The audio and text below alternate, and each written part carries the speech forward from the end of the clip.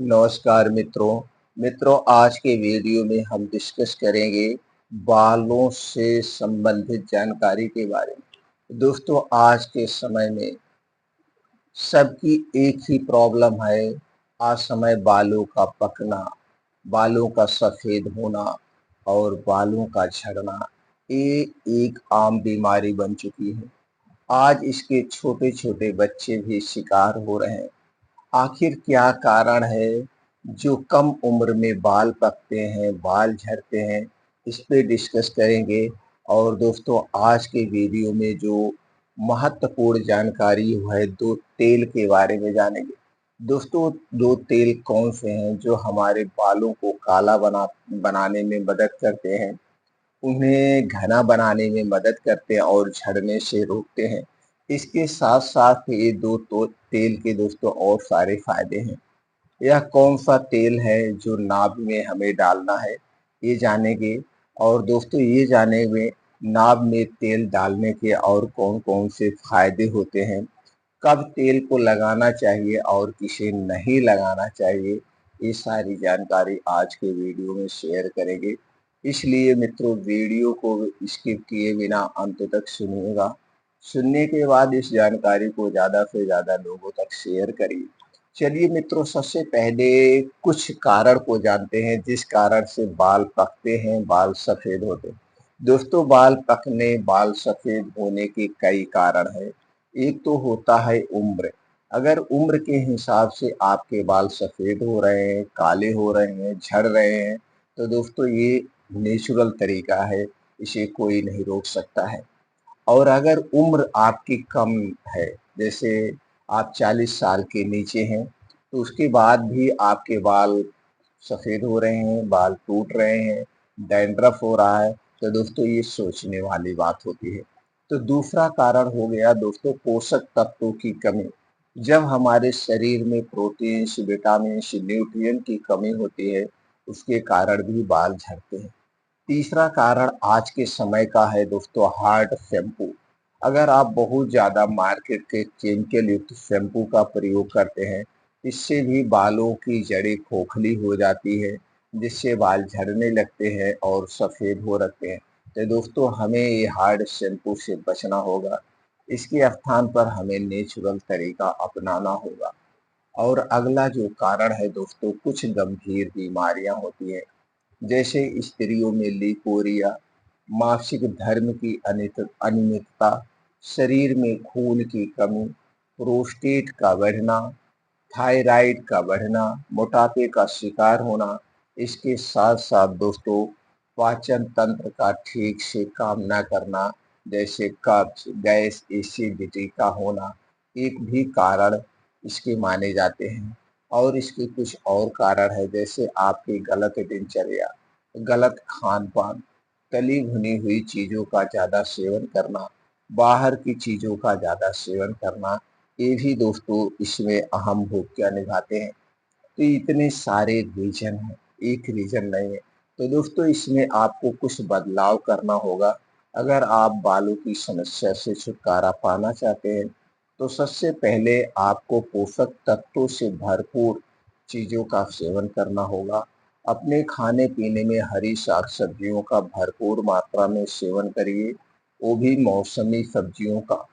जिस मौसम में जो सब्जियां पाई जाती हैं उनका सेवन करिए। हमें रोज 2 ताज़े फलों का सेवन करिए, वो भी दोस्तों मौसमी फलों का सेवन करना चाहिए, स्टोर किया हुआ फल नहीं लेना चाहिए। कुछ ड्राई फ्रूट्स हैं उन्हें रात में भिगो के आप ले सकते हैं। बीन्स को रात में भिगो के आप सुबह ले सकते हैं या अंकुरित करके आप खा सकते हैं।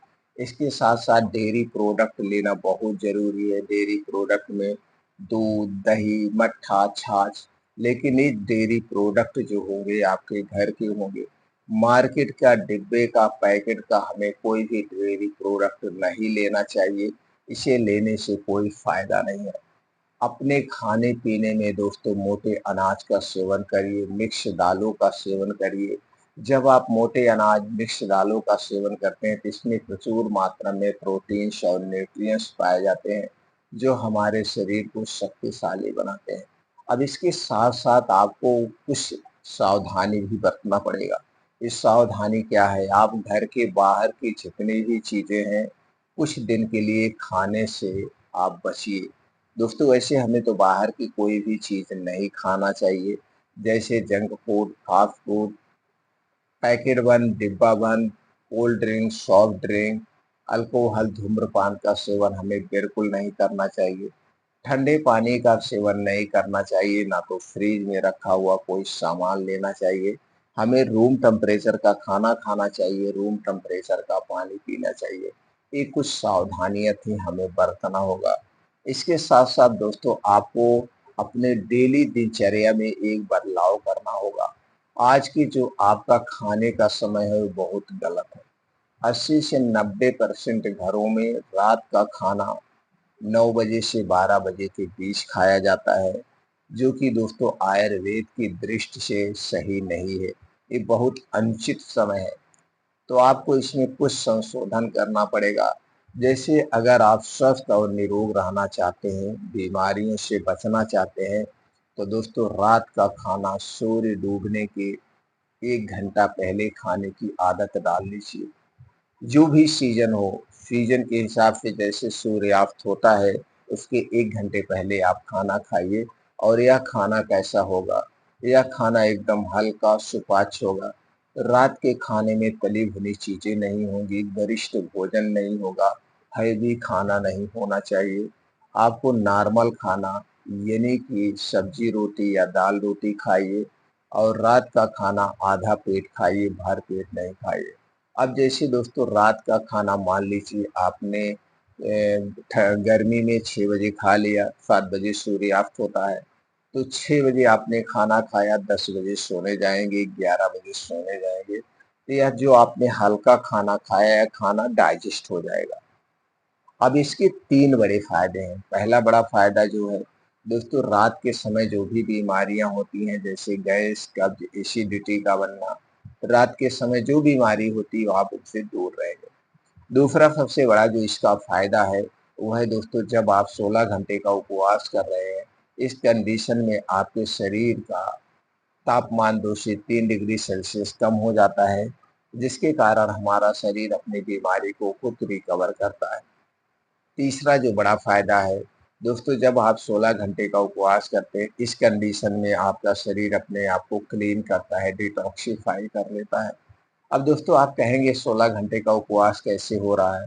मान लीजिए शाम का खाना आपने 6 बजे खाया, अगले दिन आप 10 से 11 बजे के बीच खाना खाएँगे, तो डेली आप 16 घंटे का उपवास कर रहे हैं। ये बदलाव करना है और दोस्तों इसके लिए कुछ योगा, प्राणायाम, मेडिटेशन करना है। सुबह जब उठिए आप 4 से 5 बजे, 5 से 7 2 घंटे का समय अपने लिए निकालिए। इसमें तेज़ गति से मॉर्निंग वॉक करिए, नंगे पाँव चलिए, जहाँ पे मिट्टी हो, हरी घास हो, उसी पे नंगे पाँव चलिए। और मॉर्निंग वॉक कंप्लीट होने के बाद वहीं बैठ के कुछ योगा करिए, प्राणायाम, मेडिटेशन करिए और आपको डेली 10 मिनट शीर्षासन करना है। शीर्षासन रोज़ सुबह-सुबह खाली पेट करना है और शीर्षासन दोस्तों पेड़ के सहारे कर सकते हैं, दीवार के सहारे आप कहीं कर सकते हैं, लेकिन शीर्षासन आपको ज़रूर करना है। ये सारी योगा, प्राणायाम, मेडिटेशन करना है।